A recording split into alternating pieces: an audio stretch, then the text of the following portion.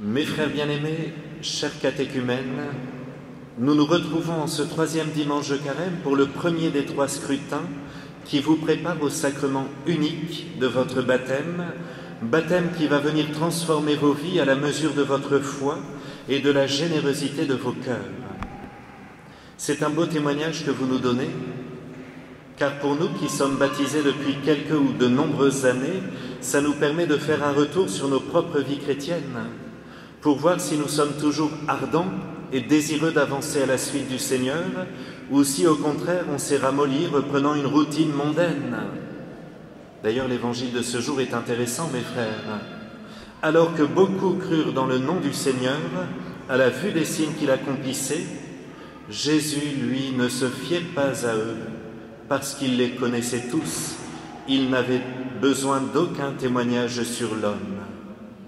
C'est mystérieux, mes frères, parce que les mêmes qui vont croire en notre Seigneur Jésus le mettront à mort une semaine plus tard.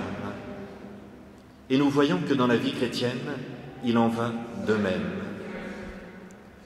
Un scrutin est surtout une sorte d'exorcisme pour demander au Seigneur qu'il vous préserve du mal et vous libère de celui-ci. C'est une tradition qui remonte au 1er siècle et pour cette occasion, habituellement, on prend l'évangile de la femme samaritaine qui est de toute beauté. En quelques mots, je vous fais un petit résumé, notre Seigneur Jésus rencontre une femme ayant une vie bien compliquée puisqu'elle a eu 6 maris. Jésus et cette femme sont assis au bord d'un puits. Elle est venue chercher de l'eau à l'heure la plus chaude de la journée pour ne pas être vue par les habitants. Et oui, elle a honte de sa vie. Elle va donc rencontrer notre Seigneur. Ils vont avoir un très beau dialogue. Notre Seigneur Jésus lui dira très simplement qu'il a le pouvoir de lui donner l'eau jaillissant en vie éternelle et que celui qui boit de cette eau n'aura plus jamais soif. C'est tout simplement une promesse extraordinaire. Le Seigneur, mes frères, est le seul qui peut réellement combler le cœur humain. Et devant sa bonté, mais aussi subjugué par la capacité de Jésus à lui révéler son style de vie, la Samaritaine ira à son tour annoncer la bonne nouvelle. Je suis d'ailleurs émerveillé, chers catéchumènes, de voir que vous avez déjà ce souci d'essayer de transmettre votre foi très simplement, par vos amitiés, par votre sympathie, avec les gens de votre entourage. C'est le signe que l'Esprit Saint travaille vos cœurs. Je vous invite donc à lire ce beau passage de l'Évangile, la femme samaritaine, et nous en reparlerons lors de notre prochaine instruction. Mais il m'a semblé important de garder l'Évangile de ce jour que nous n'entendons pas souvent et qui est tellement important, mes frères, pour notre paroisse. Alors, entrons sans tarder dans l'Évangile. Tout d'abord, il faut bien comprendre que le temple de Jérusalem était la gloire du peuple juif. C'était un monument immense, bien plus grand que tout ce qu'on peut imaginer, y compris Saint-Pierre de Rome. Au centre, il y avait le Saint des Saints, qui était réservé uniquement aux grands prêtres et où on venait offrir chaque année des sacrifices au bon Dieu. Le Saint des Saints devait accueillir, c'était une sorte de grande chapelle, très grande chapelle, il devait accueillir l'arche de l'Alliance avec les tables de la loi, qui malheureusement avait été perdue plus ou moins 8 siècles avant Jésus-Christ. Mais on continuait bien à venir offrir le sacrifice. Avant de construire le temple de Jérusalem, les tables de la loi étaient placées sous une tente appelée tabernacle. Mais restons, mes frères, à Jérusalem, autour du Saint des Saints. Il y avait plusieurs grands parvis, celui des prêtres, celui des femmes, mais aussi le parvis des gentils ou des païens, avec en plus une esplanade pour les sacrifices rituels. Selon les historiens, il y avait plus de 7 millions de Juifs dans l'Empire romain au temps de Jésus. Or, il était coutume d'aller fêter Pâques à Jérusalem plusieurs fois dans leur vie. Autant dire que Jérusalem était envahie de monde à certaines périodes de l'année, plusieurs dizaines de milliers de personnes pour les fêtes de Pâques. Lors de ce pèlerinage, tous devaient payer les 2 drachmes pour participer à la vie des prêtres, à la vie sacerdotale. Et puis, il y avait tous ceux qui venaient offrir un sacrifice pour une circoncision, une consécration, un mariage, et donc on offrait un couple de tourterelles, un agneau, un veau gras, etc. Pas étonnant qu'il y avait des vendeurs qui se tenaient à l'entrée du parvis avec une foule d'animaux, ainsi que des changeurs, car il était interdit de payer avec des pièces romaines. On n'allait pas aller souiller le temple. C'est dans ce brouhaha incessant que se déroule la scène de l'Évangile de ce jour. Notre Seigneur, qui a un profond amour de la maison de son Père céleste, s'attriste de voir tant d'irrespect, signe d'un grand manque de foi intérieure. C'est alors qu'il se met dans une sainte colère et qu'il chasse tout ce petit monde à coups de corde. Imaginez la scène, les animaux qui partent dans tous les sens, les oiseaux qui s'envolent, les changeurs qui s'enfuient à toutes jambes, les pièces de monnaie qui roulent. Il ne veut pas d'échange de monnaie dans le temple. Il ne veut pas tout ce bazar sans nom. Il veut qu'on vienne par amour du Père céleste pour y vivre la loi mosaïque avec ferveur et pureté de cœur. Cette loi mosaïque, mes frères, les 10 commandements et tous les préceptes mosaïques qui sont splendides, tenez la première lecture que nous venons d'entendre.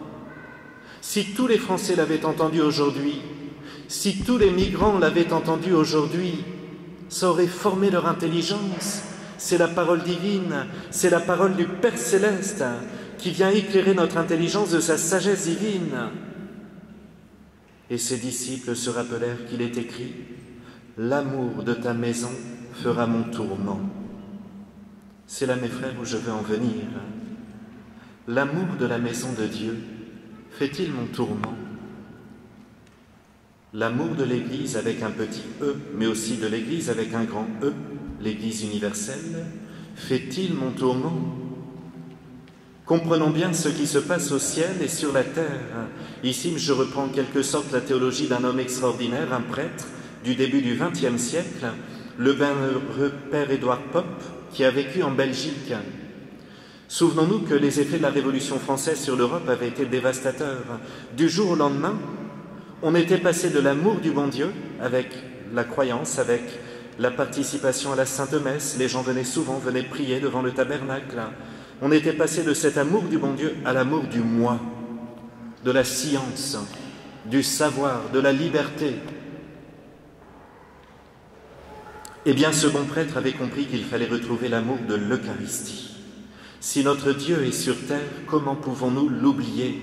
Comment pouvons-nous oublier nos églises? En effet, mes frères bien-aimés, que se passe-t-il au ciel chaque jour? Eh bien, il y a la Sainte Trinité, entourée de la cour céleste, c'est-à-dire d'une myriade d'anges, d'esprits bienheureux, mais aussi de tous les saints, peut-être même d'arrière-grands-parents qui sont déjà au paradis. Tous ces êtres sont en admiration et en adoration devant la grandeur de notre Dieu. Nous, mes frères, nous sommes heureux lorsque nous avons une belle solennité et que l'on sort les plus belles chasubles, les plus beaux ornements, le grand calice Napoléon III, un encens un peu spécial, qu'il y a de beaux bouquets de fleurs dans les vases Médicis, et nous chantons à pleine voix la gloire de notre Dieu, et nous avons raison d'être heureux le jour des solennités. Ce sera le cas le samedi saint, au moment des baptêmes. Eh bien, mes frères, il faut nous dire qu'au ciel, c'est infiniment plus parfait, plus beau, plus merveilleux, plus enivrant devant la grandeur des liturgies célestes pour la gloire de Dieu. Et je peux vous assurer que tous ces êtres sont heureux de l'adorer parce qu'ils ne sont plus comme nous dans le temps. Ils participent de son amour et pour rien au monde ne voudraient se séparer de lui. Avons-nous la possibilité d'être unis à la cour céleste? Nous, mes frères, nous avons la grâce d'avoir dans le tabernacle de nos églises, là où veille la petite lumière rouge, la présence de notre Seigneur Jésus-Christ, dans une parcelle de pain qui est devenue son précieux corps. Le tabernacle est le lieu le plus sacré, le plus saint de toutes nos villes et de nos villages. C'est du tabernacle que nous nous unissons au ciel avec nos vivants. Et c'est encore du tabernacle que nous puisons les grâces nécessaires, les consolations, l'espérance dans la vie éternelle. Que faisons-nous de la présence réelle du Seigneur sur terre? Allons-nous nous décider à devenir ses amis en venant le visiter souvent? Ou allons-nous, comme une multitude de chrétiens, passer notre vie rester loin de lui? Pensez-vous, mes frères, qu'il existe un trésor plus grand que celui-là? Que nous pouvons trouver plus de bonheur à visiter un musée ou à manger dans le meilleur resto de Pau qu'à venir se recueillir 2 petites minutes en présence du Roi du ciel et de la terre? Mes frères bien-aimés, si notre Seigneur Jésus a eu autant de respect pour le temple de Jérusalem, combien plus nos églises doivent être pour nous nos trésors les plus chers. Ne laissons surtout pas notre Seigneur tout seul dans sa petite prison dorée. N'attendons pas l'arrivée au ciel pour tomber à genoux devant la beauté de ce Dieu qui nous aime tant et nous dire intérieurement « j'ai été tellement bête, de ne pas profiter sur terre de son amitié toute divine. J'avais 1000 et 1000 occasions de passer tous les jours le saluer dans l'église de mon village. C'est vrai mes frères, je le dis à moi-même, j'ouvre cette église tous les matins avec le Père Vianney, nous chantons nos laudes, le soir nous la fermons, nous passons bien sûr au cours de la journée, mais on se dit c'est tellement vide. Il y a parfois quelques personnes qui passent, qui allument un cierge, qui déposent un bouquet. Je me dis nous avons Dieu sur terre dans le tabernacle et l'église est vide. Et nous les prêtres, nous y passons que quelques minutes. Il faut, mes frères, que nous ayons ce grand amour de la maison du bon Dieu. J'en profite pour remercier tous ceux qui viennent nettoyer nos églises, les laver, les aspirer, les ouvrir ou les fermer, offrir des fleurs, faire des bouquets. Comment ne pas vous remercier chaque fois qu'en entrant dans l'église aussi, vous faites cette belle inclination ou la génouflexion, que vous gardez bien le silence, signe de votre foi en la présence réelle de Dieu. Continuons, mes frères bien-aimés, à lui montrer notre amour, et puis, si nous le pouvons, venons le saluer souvent. Il a soif de notre amour. Les enfants, si vous avez une chapelle dans votre école, eh bien, de temps en temps, une belle génouflexion. Vous lui dites, Seigneur, je vous aime, vous faites un beau signe de croix, et vous allez en cours ou à la récréation, et tout est dit, il est dans vos cœurs. Et nous, mes frères, si nous avons du temps, alors bien sûr, je sais que les familles, et pas que, de nombreux retraités sont très engagés, vous courez à longueur de journée, mais si nous le pouvons, si nous pouvons passer même une minute, et nous saluons le roi des rois, et lui, il vient nous soutenir dans notre vie. Très Sainte Vierge Marie, donnez-moi de recevoir le précieux corps de Jésus, avec la même ferveur et le même amour que vous aviez quand vous le receviez dans vos années de solitude. Tout le paradis est dans le cœur de notre cathédrale, ainsi soit-il.